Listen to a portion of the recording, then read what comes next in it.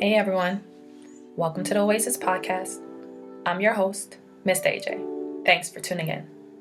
An oasis is something that provides refuge, relief, or a pleasant contrast, and that is exactly what you will find tuning into the Oasis podcast. This is a space where I and special guests will be cultivating intentional and honest conversations about life's journey. Subscribe everywhere you listen to podcasts and watch us on YouTube now. Hey y'all, hey! Welcome to another episode of the Oasis podcast. Thank you for joining me again. As you can hear, I'm a little nasal, under the weather, but so is life, right? If it's not one thing, it's something else, yeah. But overall, feeling better, so I'm grateful for that. Decided to hop on and record an episode. But first, before I jump into that, I wanted to announce that my company, AJO Consulting Services, will be hosting a Mommy and Me group starting July 9th at 11 a.m.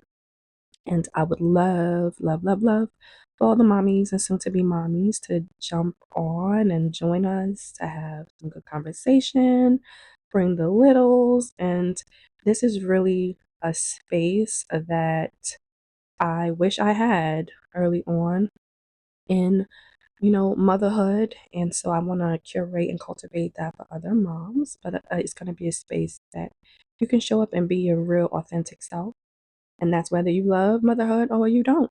Okay. It's also going to be a space to connect with other mommies so you know you're not alone, get pointers and tips.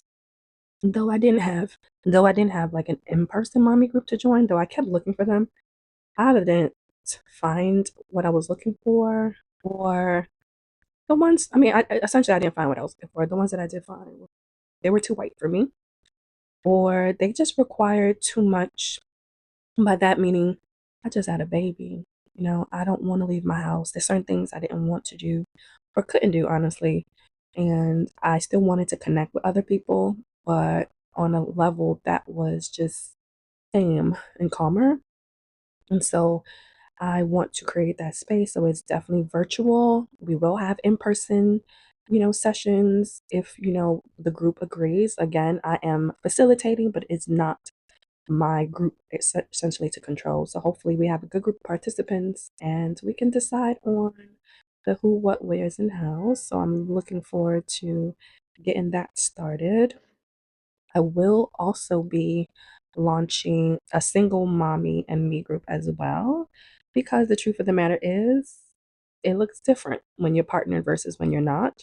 And that again will be a safe space for single moms to show up and just to have others who are in the same predicament and circumstances and for us to connect. I hope that you can join us if you are a mom or a single mom, or if you're pregnant. That would be really, really awesome to see your faces, and I'm really looking forward. Hey mommies and soon to be mommies. Are you looking to find and build a supportive community where you and your little one can grow, play, and connect? Our Mommy and Me group is the perfect place for you. Join other moms and babies for shared experiences and heartfelt conversations. It's a wonderful opportunity to connect with other moms who understand the joys and challenges of motherhood, share advice, laughter, and support in welcoming and inclusive environment, create lasting friendships for both you and your child. Whether you're pregnant, a new mom navigating sleepless nights, or looking for somewhere where you and your toddler can come and engage, our group offers a nurturing space for everyone. Join our next group now. We can't wait to welcome you and your little one. Ready to join our community? Learn more and sign up today on Eventbrite, on our website, www.ajoconsultingservices.com, or email me at info@ajoconsultingservices.com to register. Forward to creating and cultivating this space. It's something that is very needed. And of course, it is tailored to Black moms. I really, really do want to make it a space solely for Black moms and solely for Black experiences, because that is important for us. And like those other mommy groups, like I mentioned, they were very highfalutin, non-Black. It was mainly white or other. And of course, there was, sprinkles of Black moms here and there. But I need to be in a space where I'm comfortable, especially when you're in such a very vulnerable state. You need to be around kin. You know what I mean? So there's some things that you just don't need to explain or want to have to explain to other people. This episode is focused on, it's a things I've learned to be true episode. And one thing I definitely learned to be true is that postpartum will weed them out. And what does that mean? It means that it will truly show you the real from the fake. That is definitely people in your life. That is jobs, the ones that claim that they love you, right? The ones that claim they got your back. It really shows you who is really for you, for real. When you can't show up as quote unquote the old you, when you are different, when you are changed, it shows you who really was authentically there for you to begin with. So, I mentioned in previous episodes about my postpartum experience, how, postpartum almost took me out. Legitly almost died. And that right there really put my life into it was in perspective prior to. However, I think getting pregnant, I let some of my boundaries get a little loosey goosey, because again, I think being partnered and being, in a relationship, getting pregnant, it makes you, this is a teamwork. But quote unquote, teamwork shouldn't make your boundaries weaker. And that's how you know if you're in the right team, right? And so boundaries got a little loosey goosey, and I started letting, especially the boundaries that were there to maintain my mental health, my sanity. I let them go by the wayside a little bit too much and allowed individuals to, verbally add input in me shifting the things that I did for my well being, all on the, oh, because of the baby, and oh, because this person doesn't know, and all that ain't got nothing to do with me. Ain't got nothing to do with me. And I had to get to that point of understanding that. But I digress. So, it almost took me out. I had a lot of physical health issues, the anemia, I had postpartum preeclampsia. I also lost a lot of weight postpartum. I don't know if I mentioned that in the previous episodes, but pre-pregnancy, I was a buck 70. I'm pretty tall. I'm like 5'10", 5'11", and I was a buck 70. Let me make sure I'm not lying. I feel like I was a buck 70, not 175. I think it was 170. And I was 175, but I lost the 5 pounds before I got pregnant. So then I became 170 when I got pregnant. I went up to one, but it had to be, no, because I gained the 30 pounds. I wasn't 200 pounds. I think I got up to 190 or 195. So maybe I was 165. And listen, chat, I was big, Lord.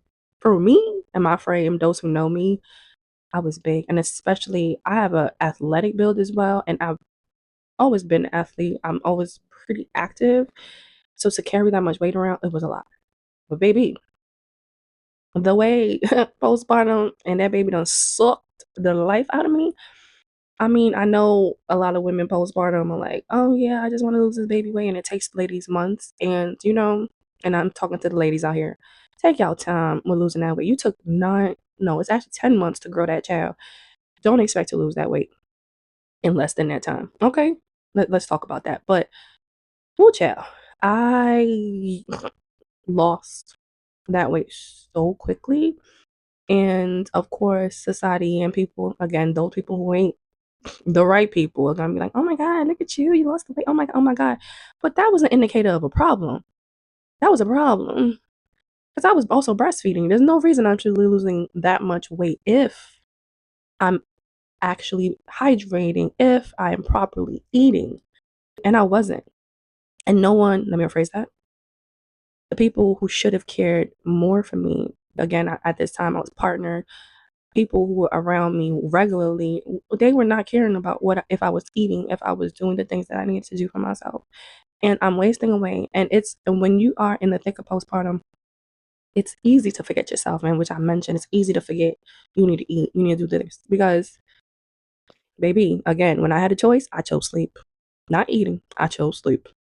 And you need someone to baby you. You need someone to be like, hey, I think you need to eat. Hey, drink this. Or hey, get up. Hey, grab something to eat real quick and then you can sleep. Like you need someone to do that for you until you get a handle of it. But I didn't have people doing that. People were self-centered and focused on just themselves or just the baby who was just fine. Because Are you feeling overwhelmed by the demands of life, motherhood?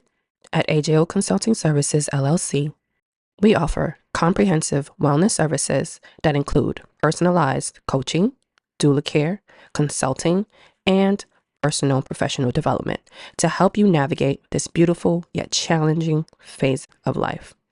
Our services are designed to support individuals and communities, especially women, birthing people, and families of color, in creating a more joyful and stress-free experience. From family planning to postpartum care, we provide the tools and resources you need to thrive. Let AJO Consulting Services help you prioritize your well-being and create a healthier, happier future for yourself and your family. she was getting everything she needed. But, once you, unfortunately, in a lot of cultures, unfortunately, in too many households, once you have the baby, you are discarded.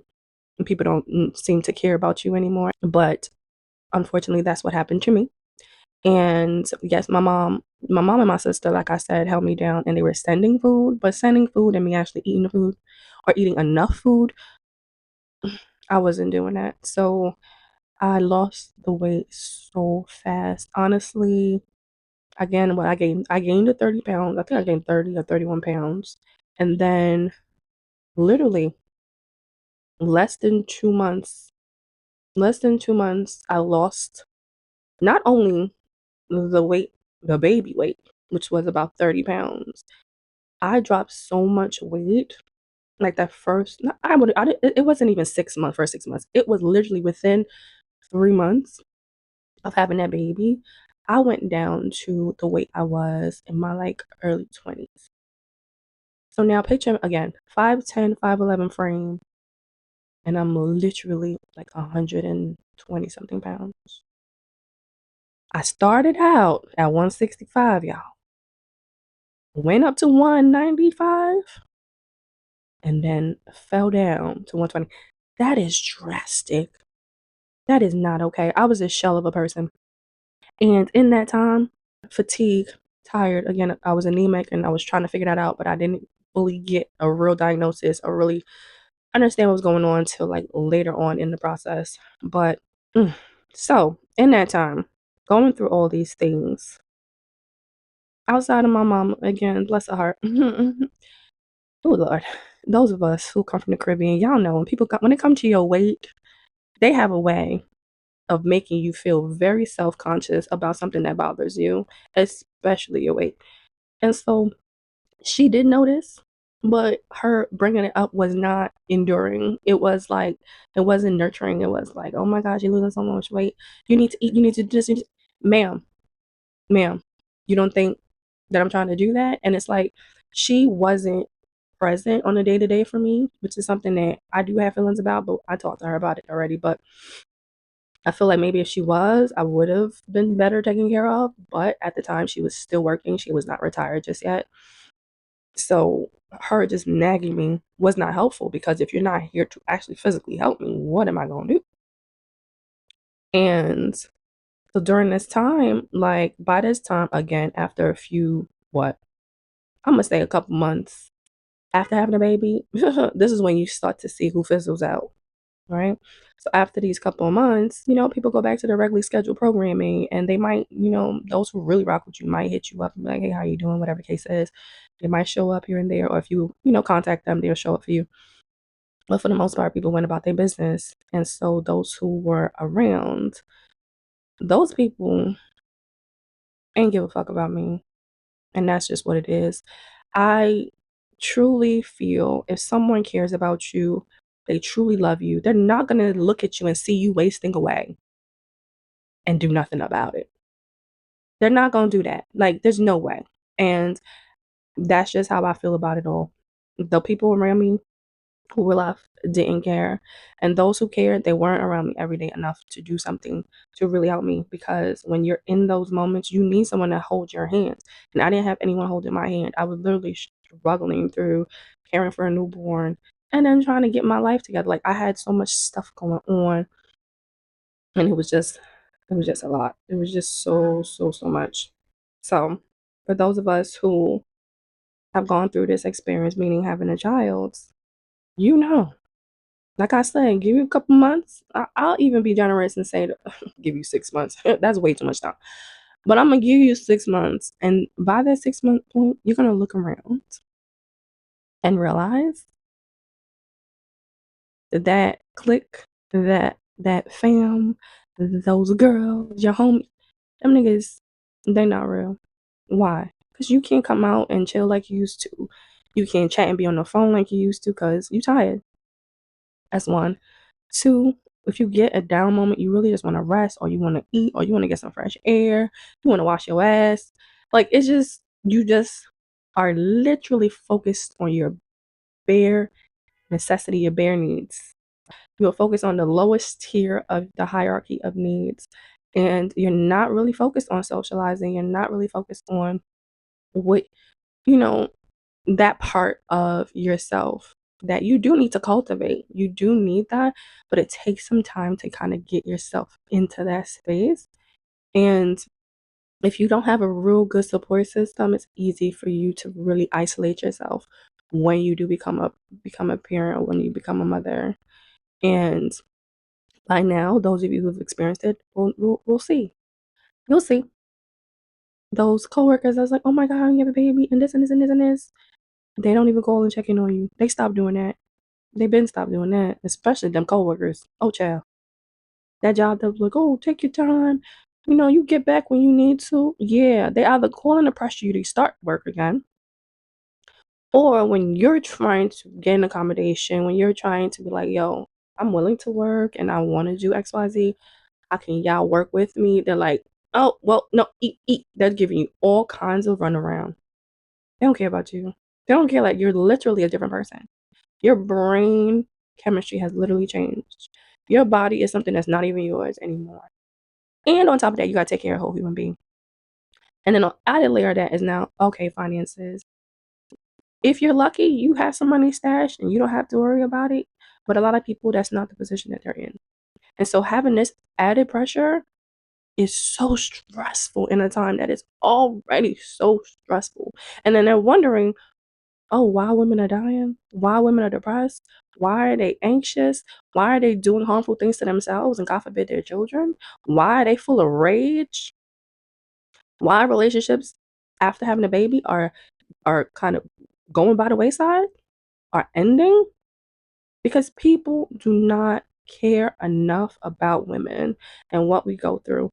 And socially, and I'm talking about other women as well, because those who may or may not have children, those who don't have kids, they may not understand. But I actually find that they are actually a little bit, let me not say that. For me, I can't say that for everybody. For me, they were a little bit better at, like, oh, checking in and, hey, how are you doing? Right? The ones who have their own kids, it's like, I think there's a level of like, oh, I've been there, you'll be all right. You know what I'm saying? And it's like, were you all right though? And how are you sure I'm all right if you don't ask?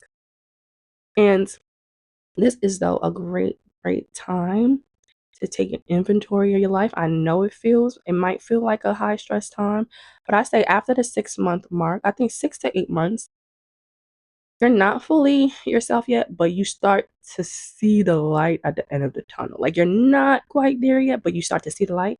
And so you start to feel a little bit like, oh, okay, I don't feel as weird and crazy like I did before, right? I don't feel as off. I don't. And so, like, you have moments of clarity. I think the fog gets a little bit better. The postpartum fog is better. And so you can sit with yourself and be like, and take an inventory. Yo, who showed up for me? Who was there for me?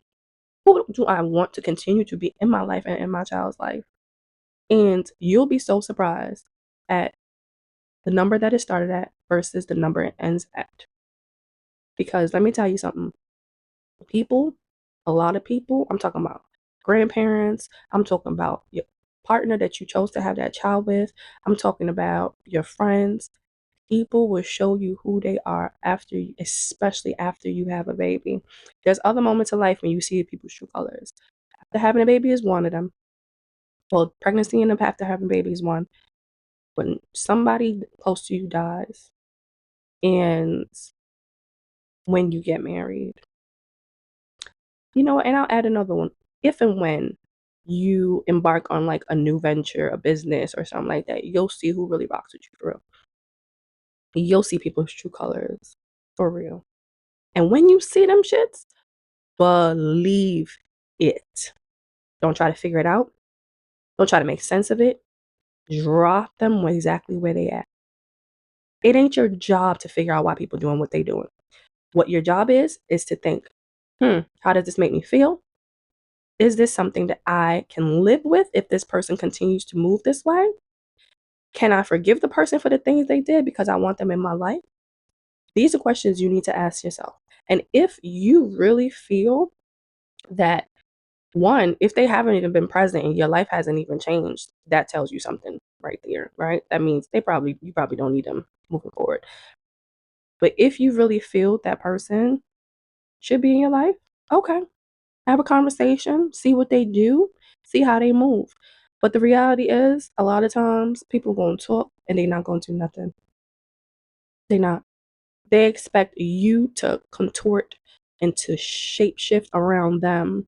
As a new mother, you deserve to focus on bonding with your baby and healing your body. Our compassionate postpartum doula services provides you with the support and care you need. From newborn care to light household chores, our doulas will allow you to rest, recover, and enjoy the precious moments with your little one. Benefits of our postpartum doula services are personalized care tailored to your specific needs, relief from household chores and newborn care, emotional support and guidance, increased bonding time with your baby. Experience the gift of rest and support with postpartum doula services at AJO Consulting Services now.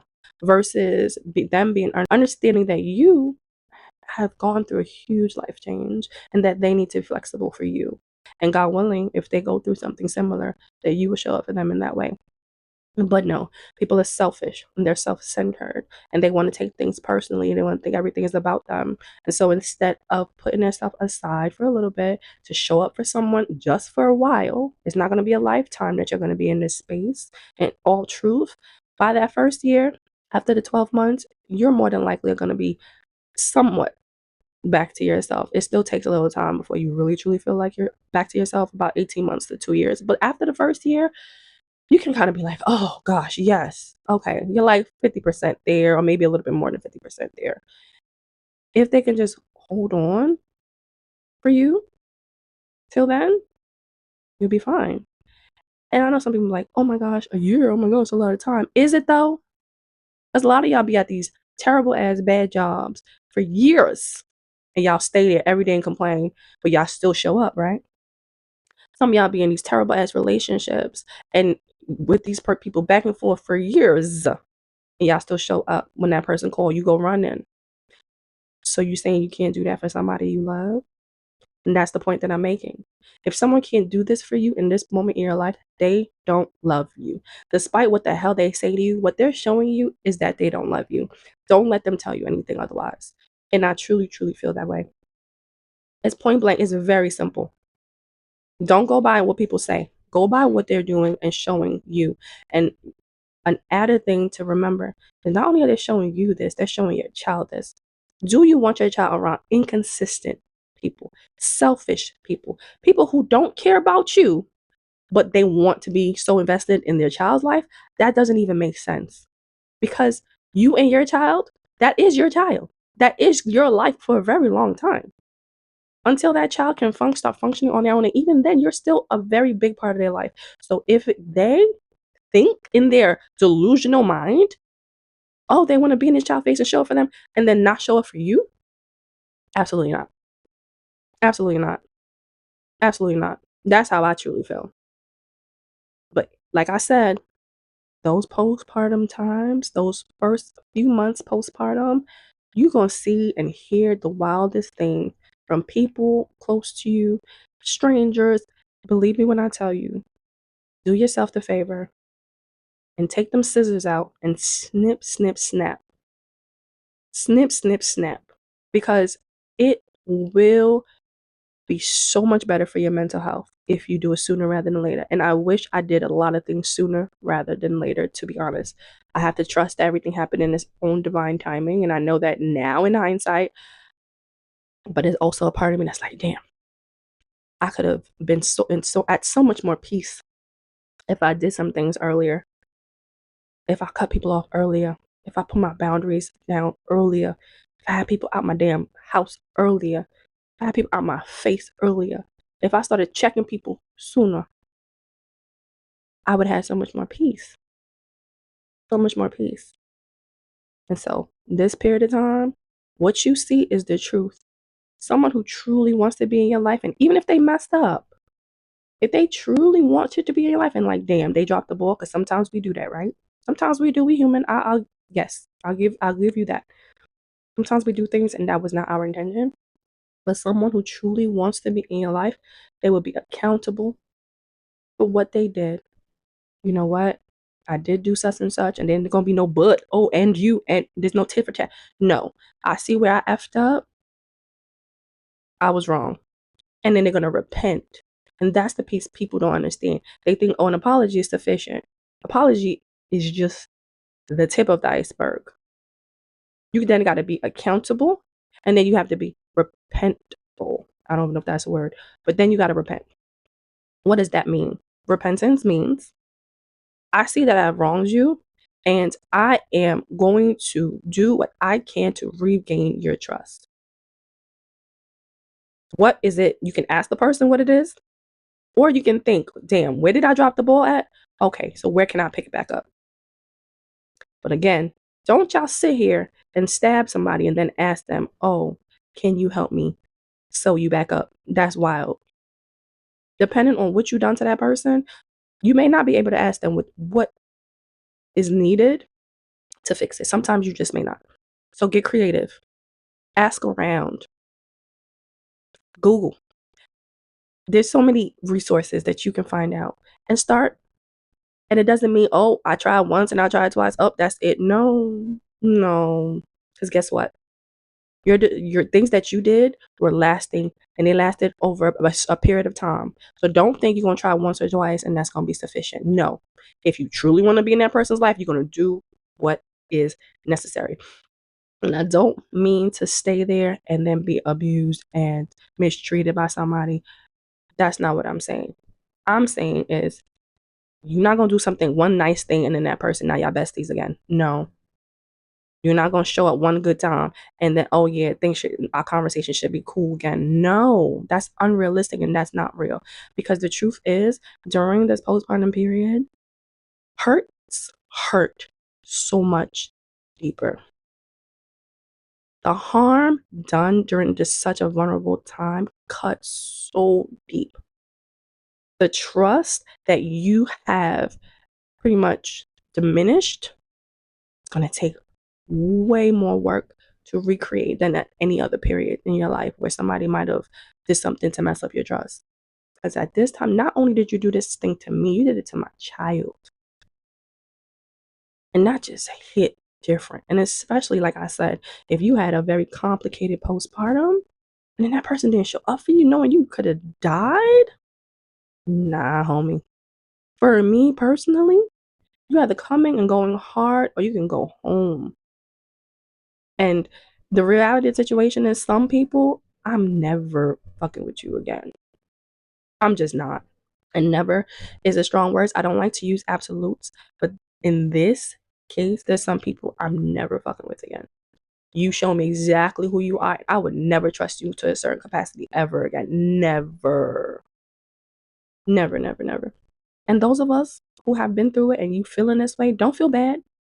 Don't be forced to forgive nobody either. I'm going to do another episode on forgiveness because I feel like we're constantly, people do the craziest things to us. And I'm talking us, I'm talking about women, I'm talking about the mothers, I'm talking about pregnant women, I'm talking about postpartum women. They do the craziest things to us and they expect, oh, well, I didn't know, I'm sorry. And then you're supposed to take the sorry and then move on. Are you dumb? No, no, no. I like to push this, oh, you got to forgive, you got to forgive. Do I? Do I? And if I forgive, it should be on my timeline. If I forgive, it's how I want to forgive, not how you want me to forgive you. If I forgive, you better be doing something worth the forgiveness. If I forgive, it's for reasons I feel I should forgive, not because you think I should. And there's so much that goes into it. And that was also a part of my process that I felt like really caused a delay in my healing. Is people like, oh, you gotta forgive, or you're gonna forgive me, or I had my own stuff from just floating in my head based on forgiveness and stuff, and you trying to forgive when your spirit literally is like, nah, I don't want to. And so you're causing yourself internal turmoil when sometimes you have to sit in that feeling. You have to sit in, this person betrayed me. You need to sit in that. Let your body feel it and remember it, because that is something that happened for a reason, because you needed to experience that. You need to see that person for who they are, and you need to remember that lesson. You need to remember that lesson. And I think too many people, and I say this, a lot of women, especially in who date men, too much stuff is done to us, and we gotta forgive them because we have a job with them. Who said that? You ain't gotta be better, you ain't gotta be angry, all that stuff. No, but I don't have to forgive you. We not fit to be cool. If that's not what you want to do, then no. You could be cordial, you could be respectful. That ain't got nothing to do with being cool. We don't have to kiki. No. Especially with, and when I say this to say, because when somebody plays in your face, literally tap dances on your feelings and don't care about your well-being, and then you turn around and forgive them way too quickly when they did not repent, when they have no accountability, you know what they do? The minute they see, oh, okay, this person is cool with me again, they're gonna play in your face again. And time again, I experienced that early on in my healing, and then it just caused my healing to be delayed constantly and constantly and constantly. And so what I kept doing is, it's like ripping open a scab over and over and over until I realized, yo, you need to keep this person away from this womb, period. It's never going to heal if you keep letting this person next to it, because they just don't understand that they keep ripping open this womb. And whether they purposefully ignoring what you're saying, or they truly don't have the capacity to understand, it's not your problem. You focus on you, your feelings, and your child's well-being, because your well-being directly impacts your child's well-being. And this is another reason why having a mommy and me space for people who look like us is important, because sometimes we may not be able to afford therapists. Sometimes the people closest to us, they're telling us and encouraging us to do shit that's not good for our well-being. I've been there too. And sometimes you need people outside of, not too close, but those who care about you, or maybe those who are just unbiased and they don't know your situation. And you need a space to vent. You need a space to get suggestions, advice, see what's out there, resources, so that you can build the strength you need to do what it is you need to do. And that is essential. And that's another reason why I created the space for mommies, because I truly feel, granted, I had therapists, I had 2 therapists, and there were some spaces and some people that I was able to talk to in some ways, because they were going through some of the things that I was going through. But I'm me, meaning I didn't hide stuff that I was going through. I was like, look, this is what's going on, and blah, blah, blah. But a lot of women hide stuff. They hide stuff for months and months and months and months and months. Their mental health, the quality of their life goes down, and then that's when they want to say something. I was telling people stuff. But that's just how I'm built, because I know keeping stuff in was not helping me. But everybody doesn't feel that safe. They don't feel that brave either. Because the truth is, even though people are doing things to you, the truth is, even though you're being treated the way, there's a level of like guilt that you feel and sometimes shame for the fact that you, after going through all this, no one can stop and love you the way that you want to be loved, despite all the things that you've been through, despite how you showed up for other people. And that shit hurts. And for some strange reason, sometimes it causes guilt and sometimes it causes shame. And so you have to deal with that guilt and shame. And this is why spaces for us as women, especially Black women, mothers, pregnant women, postpartum women, we need to be able to be in these spaces and know that, no, girl, you all right. We're okay. You're fine. And we got you. And we got you. Well, I hope you guys enjoyed this episode. Please, please, please join the Mommy and Me group. And if it just not for you, meaning you ain't pregnant, you don't have a child, then share it with your network, share it with those who are close to you. Till next time. Thank you for tuning into this week's episode of the Oasis podcast. I hope you were able to find something that resonated with you on your journey. Don't forget to subscribe anywhere you listen to podcasts and YouTube. Rate us and leave us a review and comment on Apple Podcasts, iTunes, and YouTube. Share your favorite episode and like us on Instagram and Facebook. If you have any questions, comments, want to be a guest, or any show ideas, contact us at ajaysoasis@gmail.com. That's AAYJAYSOASIS@gmail.com, or direct message us on Instagram and Facebook.